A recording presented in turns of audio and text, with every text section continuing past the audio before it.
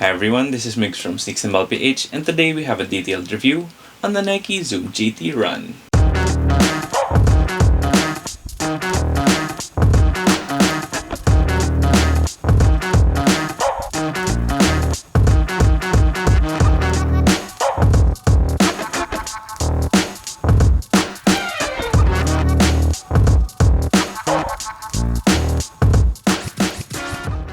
To start things off, if you do like the video, please make sure to leave a thumbs up down below.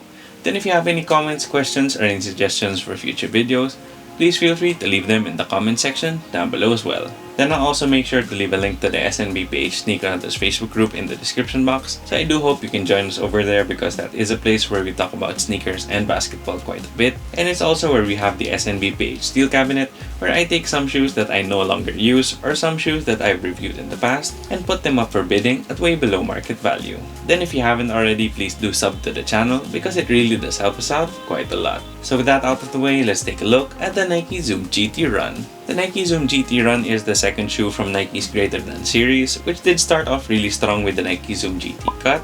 And then of course now you have the GT Run, and it will be finished off in a month or two by the GT Jump. The Greater Than collection from Nike is supposedly gonna target like different kinds of players. With the GT Cut that we reviewed a while back, it was mostly for those really quick and shifty guards because it was super low to the ground but with some really bouncy and responsive cushion. And then with the GT Run, the main focus is more on the impact protection of the midsole and the lightweight nature of the upper. This is kind of why, even though it's a basketball shoe, it does seem really similar to Nike's newest running shoes, because as you can see right away, the midsole is super chunky and the upper is definitely super thin. One thing that really stood out to me though when I took these out of the box was just how different it looked compared to the GT Cut, but it definitely does look like a revamped version of the Nike Zoom BB NXT. The Zoom BB NXT last year had much of the same promise as this shoe. It had some insane tech specs on the cushion, it had a lightweight upper, and it kinda had the same price as well. I think that was a pretty good idea to kinda market it with the Greater Than series, just because the Zoom BB NXT was a shoe that wasn't too well received, and I personally didn't like it because it did fit weird and the materials were kinda shitty for a shoe that was that expensive, and it was also kinda unstable and was pretty much an ankle roll waiting to happen.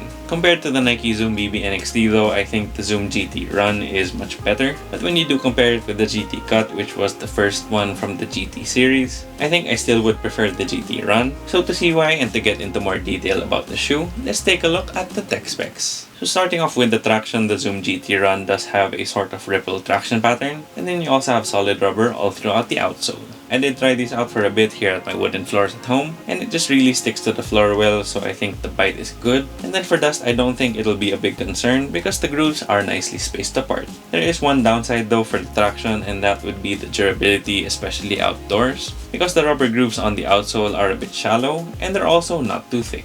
Then moving on to the cushion, there is quite a bit to get into because there is a lot of tech in the shoe. So starting from the top layer, you actually have a Nike React insole, and I'm actually curious if I can take these out and put them into other shoes like the Jordan 1s, because I just think that step-in comfort from the insole alone is great. Then below the insole, you do have a sort of hybrid strobel setup, because for the Nike Zoom GT Run, you don't have the same Zoom strobel that was on the GT Cut, but instead you have a normal strobel board for the midfoot and the heel, and then here at the forefoot, you have an isolated Zoom strobel unit. Then under the strobel, you do have this really thick and chunky React midsole, and it's definitely super similar to the React we've been getting on Nike's running shoes. Then for the last bit of tech for the cushion, you do have an additional zoom unit here in the forefoot. I'm not really sure how much you can feel that given that there's so much other cushion going on, but I guess it is there just to provide a little bit more springiness and a bit more impact protection. The cushion on the shoe overall just feels amazing. I mean, you have your step-in comfort with the React insole, you have a really plush and thick Nike React midsole that really helps with that impact protection. Then you have that forefoot zoom strobel as well as that extra bottom-loaded zoom unit that will give you a little bit more of a responsive feel and some good bounce back as well. Then moving on to the materials, I honestly think this is the biggest letdown for the shoe because the shoe is pretty expensive, and though I think I got my money's worth in terms of the traction as well as the cushion, the materials they used on the shoe are a bit questionable in my opinion, because for the front half of the shoe you do have a pretty thin micro mesh that have these polyurethane dots on top to help with the durability. This material is pretty similar to the Zoom BB NXT, and I didn't really enjoy it there as well, but at least even though it has a little bit of a plasticky feel, that micro mesh is super thin and it's really soft, so it should move well with your foot. Then for the rest of the shoe, so essentially the back half here at the heel, as well as here on the tongue, you have a lot of screen mesh, and this screen mesh is just super thin, and it also has a lot of fuse overlays here at the tongue, and basically for the whole back half of the shoe, you have fuse backing everything. This is pretty much the main part of the materials where I'm just like, why is there so much fuse and so much screen mesh on a shoe that's almost $200? I mean, of course, it does help make the shoe pretty lightweight, and it also makes the upper breathable, but the upper overall just feels pretty plasticky, and just the fact that you also have fuse on the tongue and on the eye stay area as well. I did experience some pinching here at the forefoot where the bottom lace loop is, and I also experienced some discomfort here at the ankle because, like I said, the whole back half of the shoe is kind of supported by this fuse, and it is just really thin, so I could kind of feel it poking into my ankle. They did try to put some foam though on the tongue, and it does help with lace pressure, but I really wish that instead of just putting the foam in select sections of the tongue, that you kind of just foam back the whole tongue, because I think that would have just upgraded the comfort a lot more. Then moving on to fit and sizing, I did go true to size with the Nike Zoom GT Run, and it fits me perfectly well. I did go with my standard size 10, and there isn't much dead space, except for maybe a little bit here at the forefoot, just because the materials as of now just kind of flex weird, but I do hope over time as the materials break in, the fit on the shoe gets even better. Of course, I did have that issue where there was some pinching here at the forefoot, and it's definitely just because of these fuse pieces on the tongue as well as here on the eye stays. So I'm hoping that also breaks in, because it is also a challenge because the tongue kind of folds up here at the fuse part when you're trying to get your foot in the shoe. So for my recommendation on the sizing, if you have a narrow foot or a normal width foot, go true to size. Then if you have a wide foot, I do recommend you go up at least a half size, just because that upper does cause some pinching, so I guess with a wider foot, it'll be even worse than what I had. Then for the aesthetic details, this is the Team USA colorway, so you have your usual white, red, and blue, and though it is pretty simple, it is a classic color combination, and they did it really cleanly on this shoe.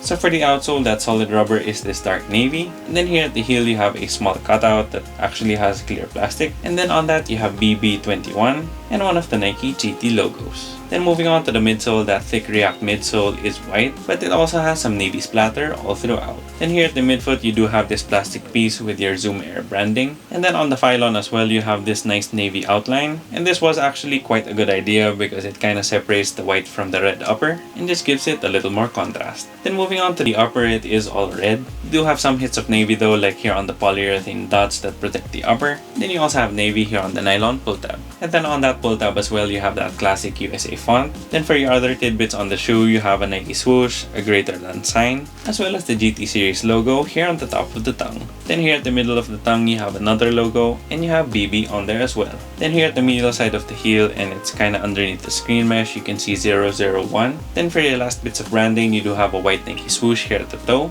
And here at the lateral and medial side of the heel, you have these double Nike swooshes where you have that white outline and that solid navy blue Nike swoosh that's sort of intentionally misaligned. Then for the overall aesthetics, I do think the shoe looks pretty nice. I mean, it was pretty interesting when I first saw Kevin Love wearing them. It just has this cool basketball shoe mixed with running shoe vibe. And for me personally, the colorway of the shoe really helps it out a lot because you have that classic red, white, and blue. Although when you compare this GT Run to the GT Cut that came before it, I think the GT Cut looks quite a bit better just because that had that low-cut streamlined look and this looks quite a bit chunky. Then for my favorite bits and pieces on the shoe in terms of the aesthetics, I really like that double swoosh here at the heel, and of course that splatter print here at the midsole. It does have a very performance basketball look to it, so I don't think anyone's gonna be wearing these for casual use, but I think when you take these out on court, they look pretty badass. Then for the price, the Nike Zoom GT Run retails for 9,595 pesos here in the Philippines or $175 US. It is quite expensive for a non-signature shoe, and it's actually even more expensive than the GT Cut, which I already thought was pushing it for a team shoe, but I guess what you do get is some good traction and some insane cushion, so I guess in a way that would be worth it. But like I said, there's also a material issue because I just really don't like the materials they used, and for the price that we are paying for these, I think the materials should have been way softer and way more comfy. If you want to grab a pair, these are available on the Nike website and the Nike app, and I'm pretty sure that eventually these will make their way to Nike stores, and it'll also be sold on the Titan website and Titan stores as well. In the US, these are scheduled to release I think in late July, so just keep your eyes peeled for release information because these should be up on the Nike site before the end of July. So there you have it guys, that was my detailed review on the Nike Zoom GT Run. Once again, if you haven't already yet, please make sure to subscribe and click that bell icon for notifications. It would help us out a lot, here at Sneaks and Ball PH.